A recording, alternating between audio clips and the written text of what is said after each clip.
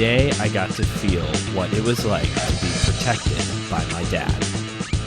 Welcome to my dojo. This is Kung Fu Pizza Party, and I'm your host, Brandon Knight. And a happy Lunar New Year to you all. Today, to celebrate the start of the Year of the Horse, I am here to review Ride On, starring Jackie Chan and a horse. Here on Kung Fu Pizza Party, I seek to deliver high-flying action in 30 minutes or less and serve up some wisdom one slice at a time. I am honored by the fact that I have gotten to celebrate 2 Lunar New Years with you all now. I feel like every episode so far here in February has been to celebrate something. This is 2 years in a row now that I've had the pleasure of celebrating Lunar New Year with you all, and 2 years in a row of being able to do that by reviewing Jackie Chan films. Last year, to start the Year of the Snake, I reviewed Snake and the Eagle's Shadow. And this year, as we begin the Year of the Horse, I'm here to talk about, once again, Ride On, starring Jackie Chan and a horse.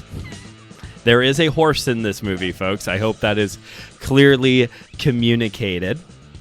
So let's get right down to the basics here. If you go on to any of the big review platforms, Rotten Tomatoes, IMDb, Letterboxd, what you will see for Ride On is that this is like a mid-leaning towards good kind of film, like a 60% on some of those platforms. Just kind of like, it's fine, it's good, it's watchable, that kind of a thing. I personally think that does this movie a major disservice.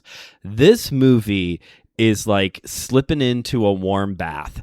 And it's not because this is like some new revolutionary, groundbreaking, kind of thing whatsoever. No, this is a movie for the 90s Jackie Chan fan. That is what this movie is. This is a love letter to a very specific era, arguably the height of Jackie Chan's career, where a lot of us, like millennials, kind of got introduced to him and introduced to martial art movies, kung fu movies in general, was through that decade. This movie is an ode to that time period, and it is just fantastic for it. It is so good. I cannot recommend this movie enough. Again, it's not revolutionary.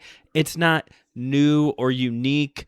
I mean, other than Jackie Chan's hanging out with a horse the entire time, there's nothing like necessarily like different about the movie, but it is so comfy, so familiar. I could totally see this movie being like a comfort watch for somebody, maybe even for me myself. Like, I could totally see this movie becoming like a comfy watch, because not only is it just like this amazing ode to 90s Jackie Chan, it's, with that then becomes it's funny, it's got, all the things, fight sequence wise that you would want from that kind of a Jackie Chan movie. But there's just so much like heart that goes into this movie, and such a it's a heartwarming story about I don't even know how to put it into a simple phrase, which is not a good thing when your whole gig is reviewing stuff. But it's a heartwarming story about reconciling broken relationships, becoming a better person, and reconciling with your own past mistakes and becoming a better person on the back end of it. So this is one of those times where it's don't worry about what the review sites are saying. This is a very good movie. You need to watch Ride On. So, as I said, this is kind of it is an ode to 90s Jackie Chan. And plot-wise, it's actually kind of meta as well, because in this movie, Jackie Chan plays a washed-up stuntman who has also a stunt horse named Red Hair. Jackie Chan is out of work. It's hard for him to get stunt gigs right now, so he's kind of doing like street performance kind of stuff in like a high traffic touristy kind of area just to try and help make ends meet. This part I'm not going to explain very well because I don't know how all of this works. I need to get a lawyer on the show to explain all of this part to me. But basically, the Jackie Chan's friend gave him this horse. His friend's company went bankrupt and was bought out by another company, and now this company is collecting all of the ownership rights to various things that the previous company owned, and apparently one of those things is this horse. Apparently the company is claiming rights to this horse, even though Jackie Chan is like, no, he gave me this horse, and also this horse is like a child to me now. So in order to try and keep the horse, he reaches out to his estranged daughter, who is at lawyer school. That's not what you call that thing. Is at lawyer school. What do you call that thing? She's in school to become a lawyer. And so he reaches out to his estranged daughter for help. She begrudgingly connects him with her boyfriend, who is an established lawyer, a young established lawyer, to try and figure out a legal reason for Jackie Chan to still own his horse.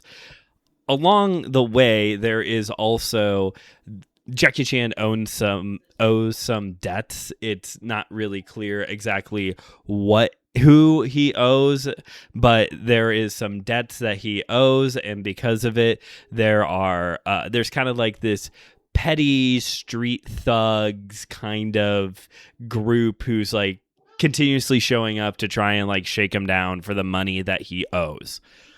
And that is essentially the plot of this movie. Jackie Chan trying to maintain ownership of his horse, still trying to get acting gigs so he can pay off this debt. He eventually does get a cameo in a bigger film thanks to one of his friends, and that kind of helps spark new interest in him, and new roles keep coming in.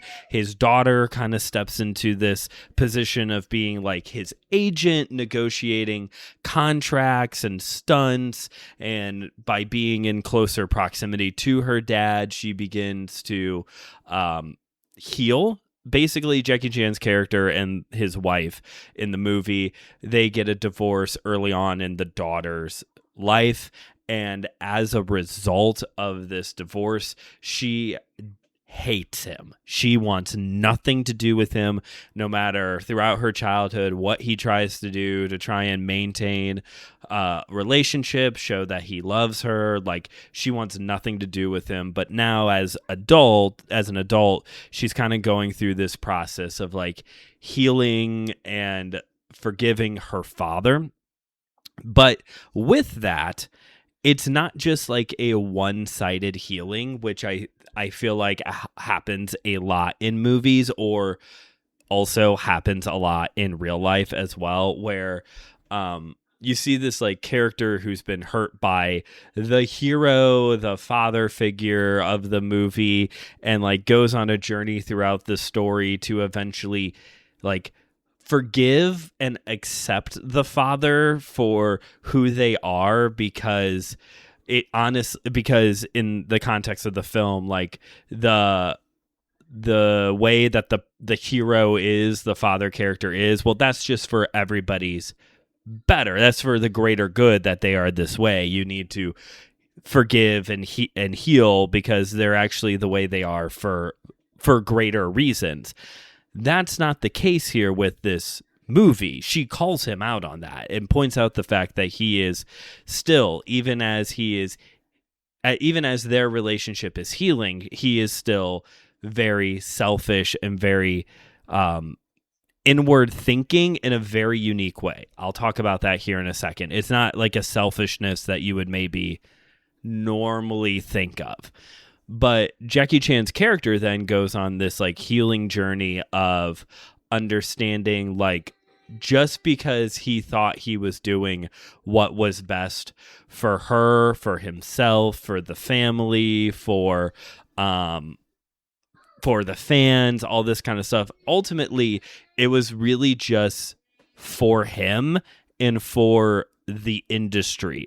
Within the context of this movie, it is explained that stuntmen do what they do and live the life that they do because or they do what they do because that gives them this they do what they do. Sorry, I lost my train of thought and had to like reset here for a second. They do what they do on this idea of just continuously sacrificing themselves for what needs to be done in the context of the movie, to make the fans happy, to make money, to take care of people around them. When in reality, what is most important is that they take care of themselves, because if you take care of yourself, you're actually able to then take care of others around you in a way that is healthy and beneficial, that you don't just need to be working 24/7. That's like something about Jackie Chan's character early on, is that he's like working 24/7, and it puts a strain on his relationships.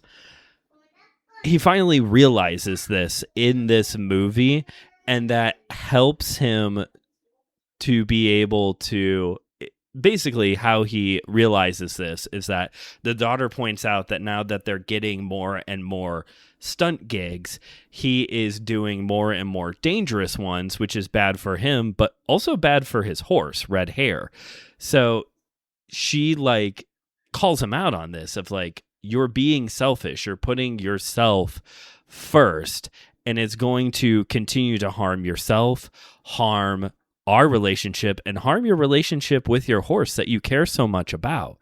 And it finally clicks while he's doing like this big stunt of like, oh, now I get it. Now I understand that there is a place for saying no, so that way I am putting my own health and the health of those around me first, so that way we're all not walking away crippled in different ways. In Jackie Chan's case, like physically, and in the case of the relationships around him, emotionally, getting like crippled in the process.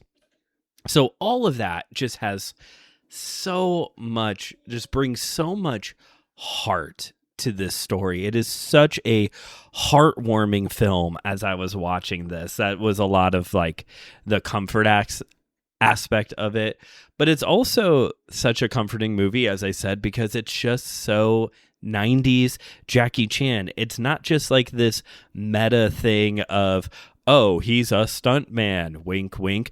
No, they actually like show footage from his character's career, and it's his big stunts from Jackie Chan's First Strike, from Mr. Nice Guy, from Rumble in the Bronx, from Drunken Master. Like, it's his actual stunts, but being portrayed as like, oh, look at what this great stuntman character did. And I loved that. I'm a sucker for meta, folks. Like, I loved that so much. And it's also so 90s Jackie Chan because of the fight sequences as well. You have there's a lot of fight sequences in this movie. There's a lot of stunts, but it's all within the context of movies that he is shooting.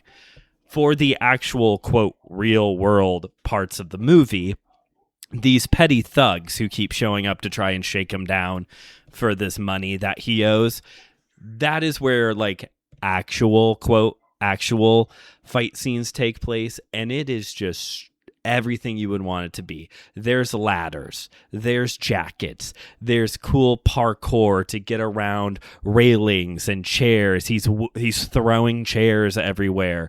He's getting hurt while trying to, protect himself and rubbing his head, and he's doing he's taken like, there's like a pot in one scene that him and another guy he's fighting with not as an opponent, but as somebody who's fighting alongside of him. They have like this pot that they keep taking from each other to like fight each other. It's so funny. It is a very funny movie. It is, the comedy throughout the movie is so well written. Even though he has this estranged relationship with his daughter, again, her boyfriend is a lawyer, and when he initially gets introduced, Jackie Chan snaps right into the I'm the overly protective father who's going to stare at you hard and give you really hard questions, and ultimately wants to take him on as his disciple to teach him kung fu, and he's like terrible at it. He's terrified of the horse. Like, it is just such a funny movie. And this might be a weird comparison, but this movie does have a little bit of like a Disney movie-esqueness to it, because the horse is a little bit more cognitive, has a little bit more intelligence than you would normally anticipate from an animal. It's not like the horse is out talking or anything like that, but it's almost like Maximus or Pascal in Tangled or Sven in the Frozen movies, where it's like, this is almost a person who just can't talk.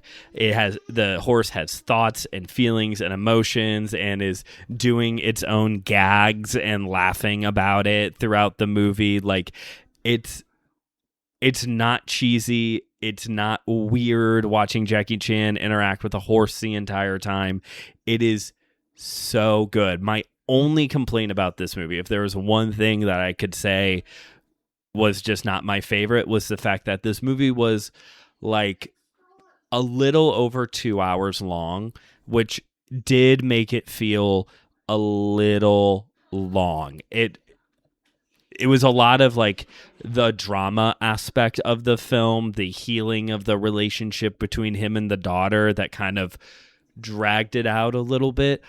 Also, the horse is going to be taken back by this new company, like, kind of starts the movie and then just like shows back up like within the last like 30 minutes of the movie. So there's a whole middle section that's like something else, which is basically him doing all these new stunts and getting new gigs. By the way, the one that like helps pique interest in studios again, guess what he's dressed as? That's right. He's rocking the Kato outfit. He's got the black suit, the hat, and the domino mask, because every major Hong Kong or Chinese action hero has to wear the Kato costume at some point in their career. Donnie Yen's done it. Jet Li's done it a couple times, I think, actually. Pretty sure this may be the first time I've seen Jackie Chan pull it off. Took him long enough. With all of the like meta-ness of this movie and it just kind of being a return to form for Jackie Chan, back to like the 90s style films he was making, it almost feels like a retirement film. Like, that's it, I'm all done. This movie came out in 2023, and obviously he has done some movies since then, so that's definitely not the case. But there were, especially during the credit roll, there was just kind of this like crescendo, basically, of like, that's it. That is the career of Jackie Chan in a nutshell, and I loved it. Big fan of this movie. Hopefully that is clearly communicated by the end of this review. If you want to check this movie out, I watched it on Tubi. I also saw that it is available on Haya, which is a martial art movie streaming platform, a kung fu movie streaming platform that I should probably just get at some point. That's going to make this show so much easier. Or they can sponsor me. There's that too. Haya, tag Haya in the comments for me, folks. Haya, come sponsor Kung Fu Pizza Party. I think we can make an agreement that'll be beneficial to both of us. Maybe mostly me, but beneficial somehow to you as well. I also saw on streaming that this movie is going to be available on Pluto and Roku within the next week. I think actually like next Tuesday, this movie will be available on other platforms as well. It is, at least the one on Tubi, was subtitled. So if you're like me and you have terrible eyesight, just be ready to lock in and read some words. And yeah, I would definitely watch it again, and I would absolutely buy a copy of this movie. It was so fun. But I think that'll do it for today's episode. So once again, Happy Lunar New Year to you all. If you haven't yet already, please rate and review this show wherever you get your podcasts. Pass this episode along to a friend. And check out the other great shows here on the Anazao Ministries Podcast Network, like all of our brand new shows, Paige and Pixel, where 1 week Paige explains a book to Pixel, and the next week Pixel explains a video game to Paige. It's fun listening to them not know what the other one is talking about. We also have Theology on the Rocks now, which is a show where the hosts sit down with a good drink and talk all things theology and philosophy, plus Your Matter Matters, a faith and science show. And then, of course, there's my sister show, My Seminary Life, just started, or will be starting. Yeah, we'll be starting this week a Lent-themed series called My Seminary Life Presents Fish Fridays, the musical. Every week there's going to be a different song that did you all hear Claire laugh in the background? Or did you hear producer Cooper pushing a shopping cart around? I don't know how that is helping the audio for this episode, but who am I to question the producer? Anyway, there he goes. Each week on Fish Fridays, the musical, I will be sitting down talking about a different song that I think kind of touches on the spirituality and themes and posture of the Lent season. So if you need a little extra devotional time during your Lent season, check that one out as well. You can follow the show on Instagram at KungFuPizzaPrty and on Letterboxd, KungFuPizzaPrty, and help me up the rating of this movie. Make an account if you haven't yet. Follow the show, and then watch and review this movie so we can boost the numbers. We'll review bomb it in the positive direction. I don't know what that is. If I know what review bombing is supposed to be, I don't know what positive review bombing is. Is there such a thing? I don't know. And you can check out my YouTube channel, Studio 219, a place for faith and pop culture. There's going to be a fun video coming out here pretty soon on the channel. Last month I did an episode talking about survival horror video games, kind of my take as a martial artist on how you could actually prepare for these situations. And I got some game footage for you to watch. So, go check that out on the YouTube channel. And that's it for me. This has been Kung Fu Pizza Party, where I've delivered high-flying action in 30 minutes or less and served up some wisdom one slice at a time. And ride on, folks. Ride on strongly into this new year of the horse. I wonder if I'll be able to find a Jackie Chan movie for next year. I think it's the year of the goat. Is there a goat Jackie Chan movie? I don't know.